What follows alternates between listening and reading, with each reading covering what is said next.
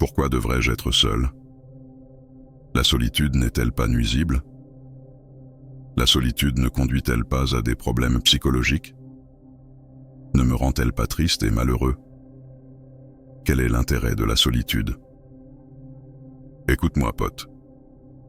Je sais que ces questions te viennent chaque jour, mais ce que personne ne t'a dit, c'est que la solitude est un monde totalement différent de celui que les médias modernes tentent d'ancrer dans ton esprit.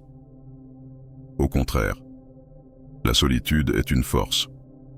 Oui, pote, une force que seuls les grands peuvent exploiter. C'est une science que tu dois apprendre. C'est une créativité dans la vie. Bien sûr, je ne parle pas à ceux qui disent que l'homme est naturellement un être social. Mais je parle à ceux qui pensent que la solitude est une maladie à éliminer de toutes les manières possibles. À tel point qu'ils font des choses qui ne les satisfont pas du tout, sans conviction. Mais ils le font juste pour montrer aux autres qu'ils sont des personnes sociales et non introverties. Si tu es de ceux-là, pote, sache que tu as complètement tort. Si tu es l'un de ceux qui préfèrent la solitude, alors tu possèdes une puissance immense.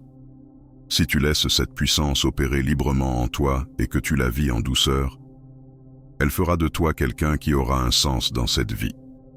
La grande majorité des personnes qui ont parcouru cette terre ont vécu leur vie de manière très ordinaire. Certains vivaient pour satisfaire les autres, suivre les tendances de leur époque, ou consacrer la plupart de leur temps à bavarder avec des amis, jusqu'à ce qu'ils soient finalement oubliés après avoir été enterrés dans la terre. En revanche, la plupart des personnes qui ont créé et réussi dans la vie se sont distinguées des autres par l'acceptation de leur solitude au plus profond d'elles-mêmes.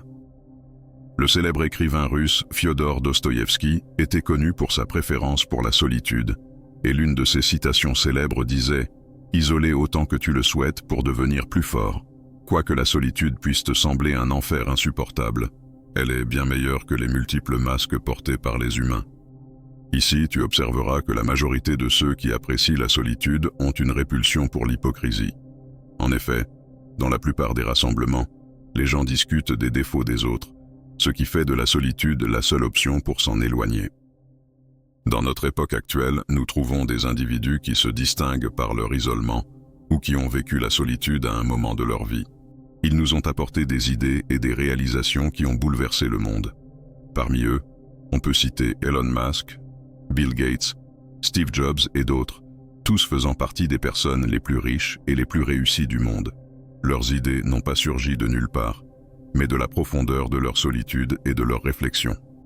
Ce que tu ne savais pas, c'est que ces personnes ont adopté la solitude comme un mode de vie, et regarde où elles sont arrivées. La solitude était leur amie la plus précieuse. Ils passent la plupart du temps seuls pour la créativité et l'innovation. Ce que je veux te transmettre à travers ces exemples, c'est que derrière chaque grand homme, il y avait des jours où la solitude était son compagnon le plus précieux.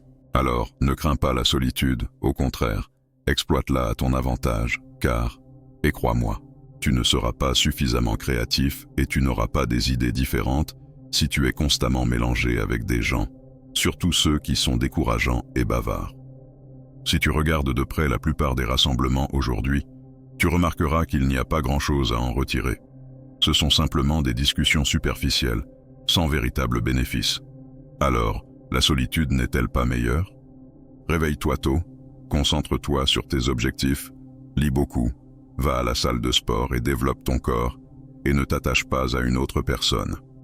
Imagine malheureusement que certaines personnes lient leur bonheur à une autre personne, en pensant que le bonheur réside dans cette liaison, en oubliant que le véritable bonheur vient de la réalisation des objectifs et de la concentration sur soi, et lorsque tu remarqueras que tu progresses jour après jour. Cela ne signifie pas que tu resteras seul tout au long de ta vie, mais tu n'es pas du tout obligé d'enterrer ton identité complètement. Accepte de vivre avec les moments d'ennui qui surviennent lorsque tu es seul, et essaie d'en tirer profit. Et rappelle-toi bien cela, ne prête aucune attention à certaines paroles que tu entends encore et encore, comme le fait d'être introverti ou compliqué. Aucun problème, laisse-les dire ce qu'ils veulent de toi. Ce qui compte, c'est que tu ne blesses personne. Choisis tes amis avec soin, qu'ils soient éduqués et raffinés dans leurs pensées. Tu vas dire qu'ils n'existent pas. Non, mon pote, ils existent, mais ils sont rares. Alors, sois une personne rare, et tu verras tout le monde révéler sa vraie nature. À ce moment-là, choisis entre eux avec soin, et minimise autant que possible les mauvais amis. Peu importe à quel point tu changes, tu te mêleras à eux dans ta vie. Tout cela, mon pote, fera de toi une personne de grande qualité. À la prochaine. Au revoir, mon pote.